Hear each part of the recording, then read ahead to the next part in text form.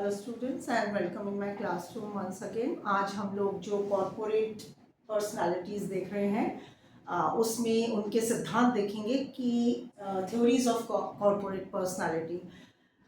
Theories या सिद्धांत से आप क्या समझते हैं कि एक पर्सन, एक जो कॉरपोरेट है या जो कंपनी है उसको पर्सन क्यों माना जाता है। उसको किसी भी चीज़ के सिद्धांत हो सकते हैं, ज़रूरी नहीं है कि इसी के आज हम इसके हम आज हम देख रहे हैं। बट सिद्धांत का मतलब क्या होता है, उसका मतलब ये है, या किसी भी थ्योरी का मतलब ये होता है कि हम जो चीज़ मान रहे हैं, जैसे कॉरपोरेट को हम एक पर्सन मान रहे हैं तो वो उसका बेस क्या है, हम उसे क्यों मान रहे हैं। एक जो नॉन पर्सन है, जो कोई एंटिटी है, कोई अस्तित्व है, उसको हम एक पर्सन क्यों मान रहे हैं, उसका क्या बेस है, उसका क्या आधार है, उसको क्यों माना जा रहा है, हम एक चीज़ को क्यों मानते हैं। जैसे कॉरपोरेट को हम पर्सनालिटी क्यों मान रहे हैं, उसका जो बेस होगा उसके सिद्धांत हम देखेंगे। जैसे हम सेवेनी या सामंत को पढ़ेंगे, देखेंगे तो वो क्यों एक कॉरपोरेट को, एक निगम को पर्सन या एक व्यक्तित्व क्यों देते हैं, क्यों एक व्यक्ति मानते हैं। तो इनका जो ज्यूरिस्ट्स हैं, इनका जो आधार होगा या इनका जो लॉजिक होगा वो अलग होगा। तो ये अलग सिद्धांत है पर्सनालिटी का, कॉर्पोरेट पर्सनालिटी का ये अलग सिद्धांत हो गया, क्योंकि इनके जो लॉजिक्स हैं, इनके जो कारण दे रहे हैं ये कि हम उसको एक पर्सन क्यों मानते हैं, तो वो अलग है। और जो ये डाइसी, यर्क और मेटलैंड को पढ़ेंगे जब, तो इन्होंने जो कारण बताए वो अलग थे। किस बात के कारण, कि हमने कॉर्पोरेट को पर्सनल क्यों माना है, उसके कारण ये अलग बताएंगे, तो इनका अलग सिद्धांत हो गया।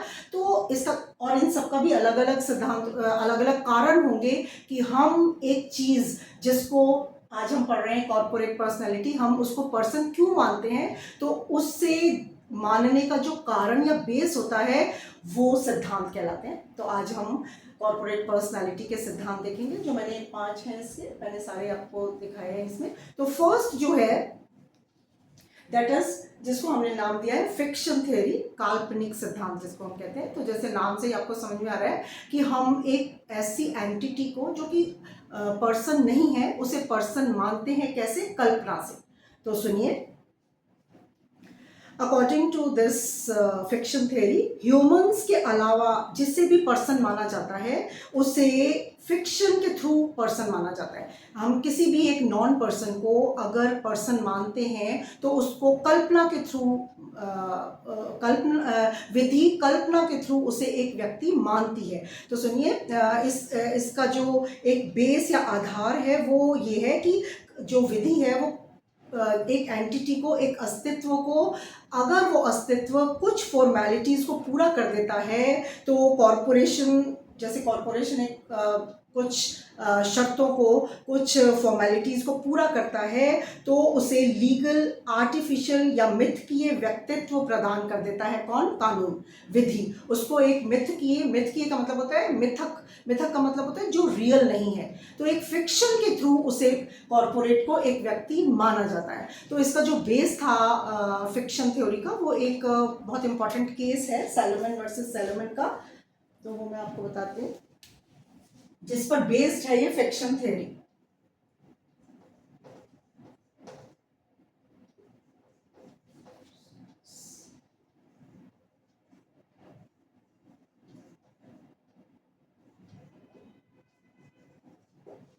ये सैलोमन वर्सेस सैलोमन का केस इसमें सबसे इंपॉर्टेंट है। इनफैक्ट इस बेस पर ही बेस्ड है फिक्शन थ्योरी।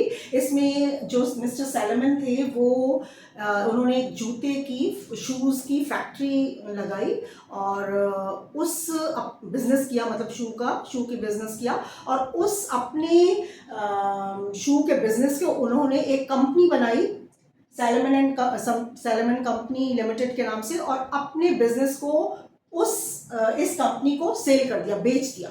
तो इस तरीके से क्या हुआ कि सैलोमन एक एंटिटी हो गए, एक पर्सन हो गए ये, तो नंबर 1, और ये एक एंटिटी हो गई सैलोमन कंपनी लिमिटेड। तो क्या हुआ, जब इन्होंने इस कंपनी को अपना बेच दिया, जो इन्होंने बिजनेस किया था शू का, वो क्या हुआ कि ये कंपनी इनसॉल्वेंट घोषित हो गई, मतलब वो फेल हो गई कंपनी। और वो इनसॉल्वेंट का मतलब हो गया कि वो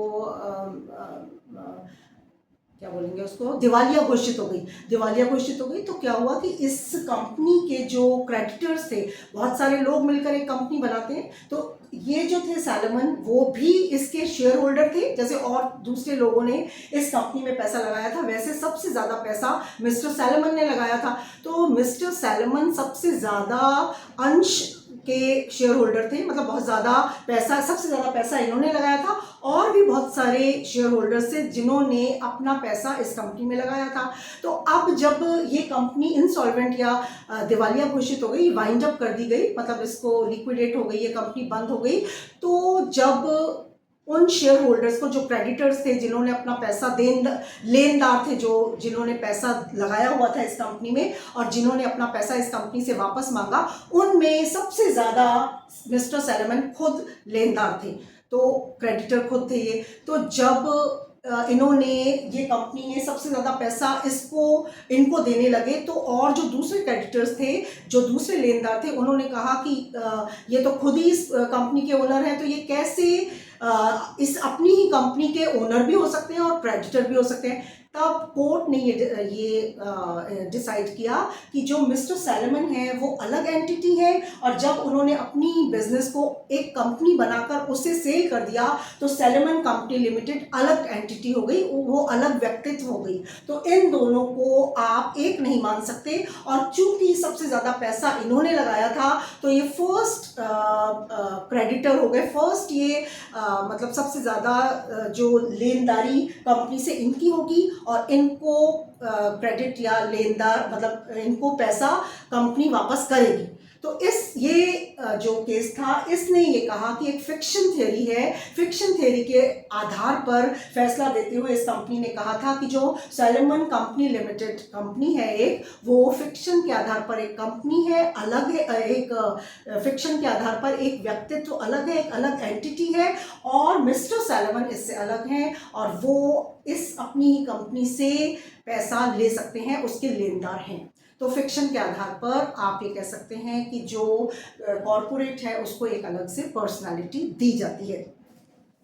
इसमें निगम, ये कहते हैं कि इसमें निगम भी एक वास्तविक प्राणी न होते हुए, जो कॉरपोरेट है एक वास्तविक प्राणी न होते हुए, कल्पित व्यक्तियों के राइट्स एंड ड्यूटी से इसको युक्त माना जाता है। ये ह्यूमन एजेंसीज के थ्रू अपना काम करती हैं, जो कॉरपोरेट पर्सनालिटीज़ हैं ये ह्यूमन के थ्रू अपना काम करती हैं, इनके राइट्स एंड ड्यूटीज़ होते हैं। और सालमन और सेवनी दोनों ने निगमों को काल्पनिक व्यक्ति माना है।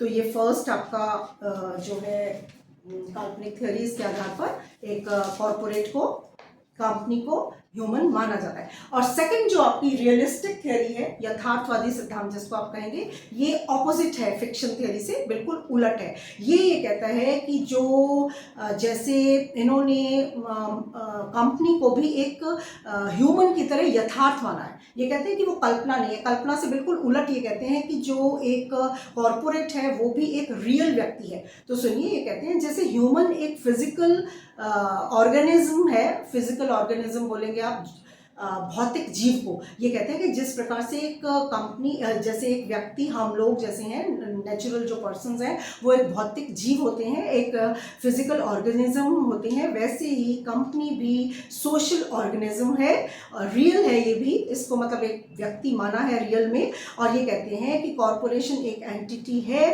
पहले से ही, वो स्थापित एंटिटी है, वो सोशल एक ऑर्गेनिज्म है, पहले से स्थापित है, इसको स्टेट ने नहीं क्रिएट किया है। जैसे फिक्शन के थ्रू ये कहते हैं कि स्टेट ने व्यक्ति, कॉरपोरेट को एक व्यक्ति क्रिएट किया है, माना है, बनाया है, वैसे ये कहते हैं, इससे उलट ये कहते हैं कि कॉरपोरेशन एक एंटिटी स्थापित है पहले से, इसको स्टेट ने क्रिएट नहीं किया है। ये कहते हैं कि वह पहले से एक अस्तित्व है, उसे स्टेट केवल रिकॉग्नाइज करता है, केवल उसको मान्यता देता है, उसको मान लेता है एक व्यक्ति, वो पहले से स्थापित व्यक्ति है, वो एक सोशल ऑर्गेनिज्म है।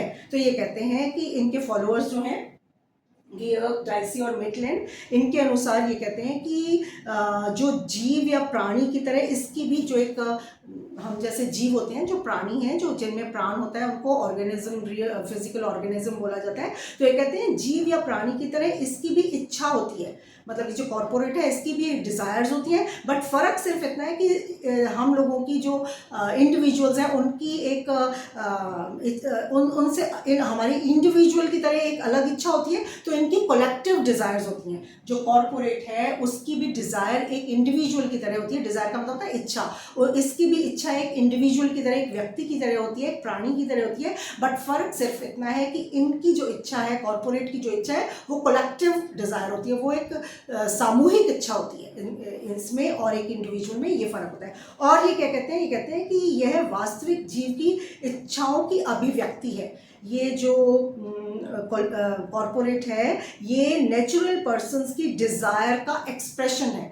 जो नेचुरल पर्सन्स हैं, जो जैसे मैंने आपको कल बताया था कि जो ये इसमें पर्सन्स होते हैं, ये एक 1 2 3 4 5 6 कितने भी पर्सन्स होते हैं, तो ये कह रहे हैं कि ये जो कॉर्पोरेट है ये इसकी भी इच्छा होती है, लेकिन ये सबकी कलेक्टिव इच्छा होती है। सब लोगों की जो इसके पर्सन, इसके जो शेयर होल्डर्स हैं, उस इनकी अलग अलग इच्छा, एक इंडिविजुअल की इच्छा होती है, लेकिन जो कॉर्पोरेट है इसकी जो डिज़ायर है वो कलेक्टिव डिज़ायर होती है। और ये क्या कहते हैं कि ये वास्तविक जीव की इच्छाओं की अभिव्यक्ति है।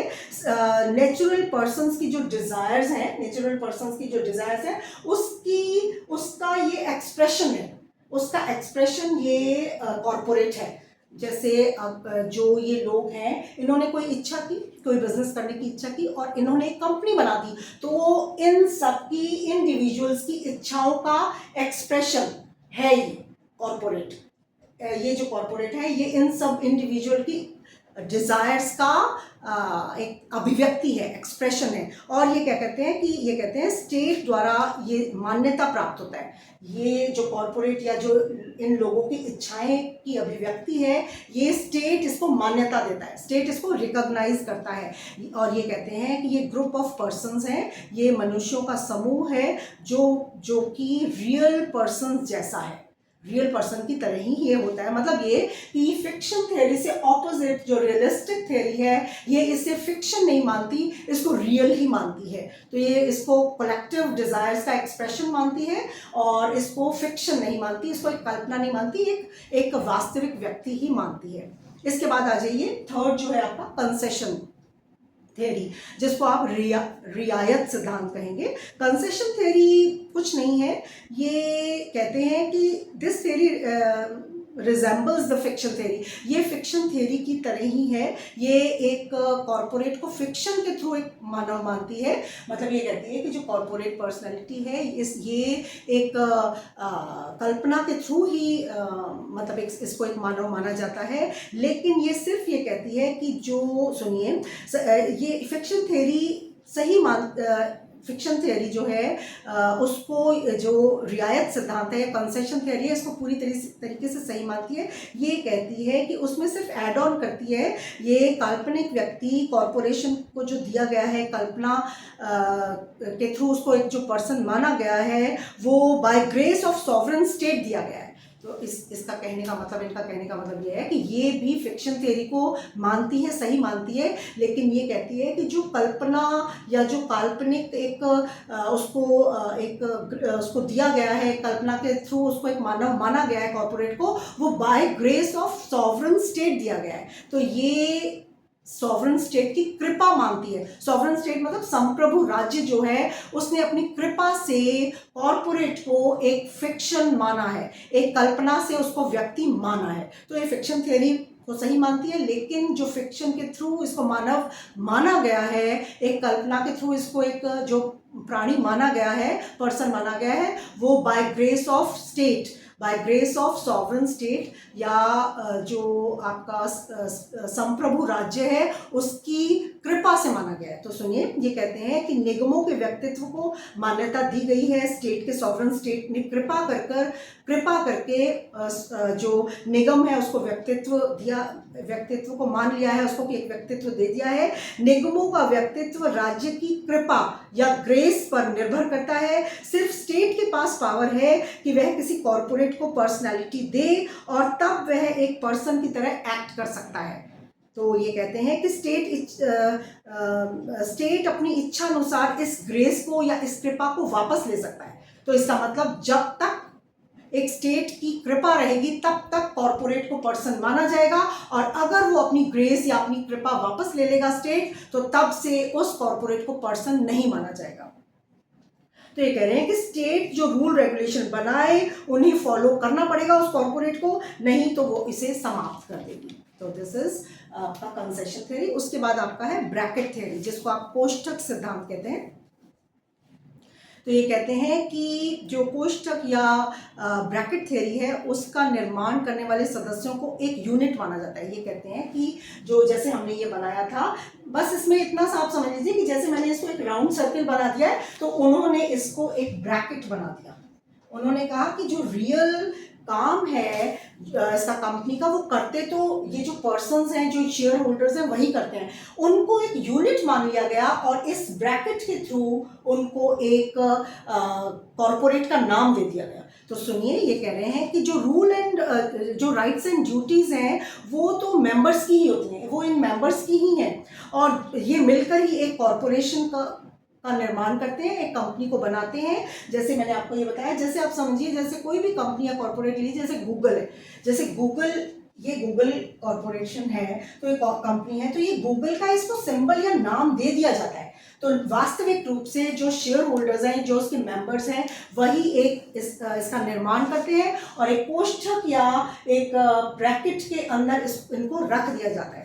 सुनिए, निगम का निर्माण करने वाले सदस्यों को एक यूनिट माना जाता है और इनके चारों ओर एक ब्रैकेट बना दिया जाता है। जैसे हमने इस राउंड सर्कल बना दिया था, एक ब्रैकेट बना दिया जाता है, एक कोष्ठक बना दिया जाता है। निगम के रूप में जो विधिक व्यक्तित्व हैं एक ब्रैकेट हैं, और सब मेंबर्स इसमें इकट्ठे रहते हैं। तो ये जो एक ब्रैकेट है ये कॉर्पोरेट पर्सनैलिटी है, मतलब ये ब्रैकेट है जो ये कॉर्पोरेट पर्सनालिटी है, और इसके मेंबर्स जो हैं इनके थ्रू ये कॉर्पोरेट पर्सनालिटी अपना काम करती है।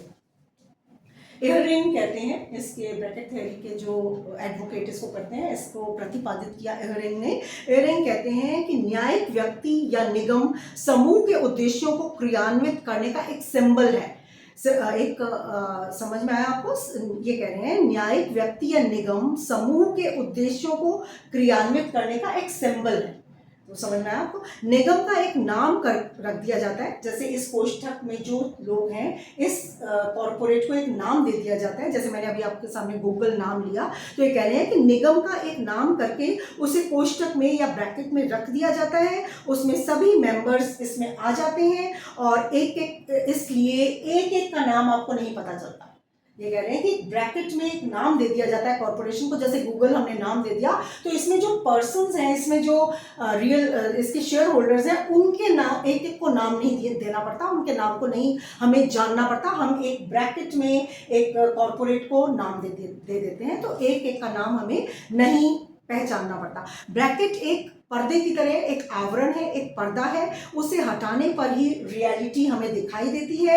आवरण हटाने पर उसके आंतरिक क्रियाकलापों का अध्ययन किया जाता है। इससे घूंघट हटाने का सिद्धांत भी कहा जाता है। इसे घूंघट हटाने का सिद्धांत भी बुक्स में आपको बताएगा, लिखा जाता है। और आ जाइए लास्ट जो है आपका पर्पस थ्योरी, जिसको आप प्रयोजन सिद्धांत कहते हैं।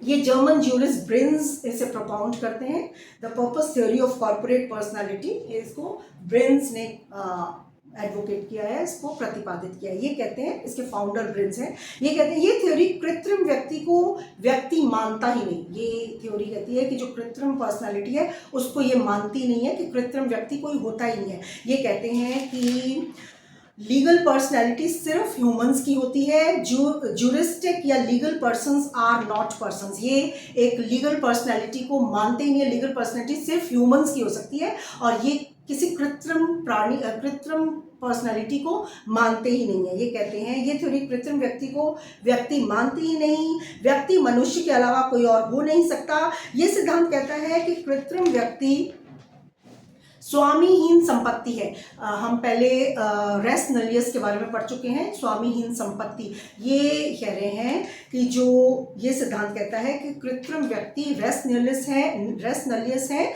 स्वामीहीन एक संपत्ति है। ऐसे व्यक्ति किसी प्रयोजन, किसी एम के लिए, जो इनका एम होता है जिसके लिए काम करते हैं, इकट्ठे होते हैं, ये कहते हैं ऐसे व्यक्ति किसी एम के लिए, किसी प्रयोजन के लिए संपत्ति को धारण करते हैं, संपत्ति को ये ओन करते हैं, धारण करते हैं, अपने में रखते हैं। ये कह रहे हैं कि corporation are treated as person for certain specific purposes. ये कहते हैं कि कॉर्पोरेशन को एक पर्सन माना जाता है, किस लिए? एक पर्पस को फुलफिल करने के लिए, एक प्रयोजन को पूरा करने के लिए, कि एक कॉर्पोरेशन बनाया जाता है एक एम को गेन करने के लिए, एक लक्ष्य को प्राप्ति के लिए इसको बनाया जाता है। तो ये कहते हैं corporation are treated as persons for certain specific purposes. तो पैटर्न, अकॉर्डिंग टू पैटर्न, जो आपके ज्यूरिस्ट हैं पैटर्न, वो कहते हैं विधिक व्यक्ति मात्र एक लीगल डिवाइस है। ये कहते हैं कि लीगल, जो विधिक व्यक्ति है, जो लीगल पर्सनैलिटी है, उसको एक डिवाइस मानते हैं। डिवाइस का मतलब होता है एक विधिक उपकरण है, एक लीगल डिवाइस है जिससे कुछ पर्पसेस को फुलफिल किया जाता है। ये लीगल पर्सनालिटी को, जो पर्पस थ्योरी है, ये लीगल पर्सनालिटी को एक डिवाइस मानती है, एक आधार मानती है, एक ऐसा लीगल डिवाइस, विधिक उपकरण मानती है जिससे कि कुछ पर्पस फुलफिल किए जाते हैं, जिससे कि कुछ लक्ष्यों की प्राप्ति की जाती है। तो इस प्रकार कुछ प्रयोजनों को पूरा करने के लिए विधिक व्यक्तियों को व्यक्ति मान लिया जाता है। अदरवाइज ये लीगल पर्सनैलिटी सिर्फ ह्यूमंस की मानते हैं, और ये कहते हैं कि ज्यूरिस्टिक या legal persons are not persons. सिर्फ कुछ पर्पसेस को सॉल्व करने के लिए, कुछ एम्स को गेन करने के लिए एक लीगल कॉर्पोरेशन को एक लीगल पर्सनालिटी मान लिया जाता है। तो ये कुछ आपके थ्योरीज थी कॉर्पोरेट पर्सनालिटी की। आपको आई थिंक समझ में आया होगा। Thank you so much.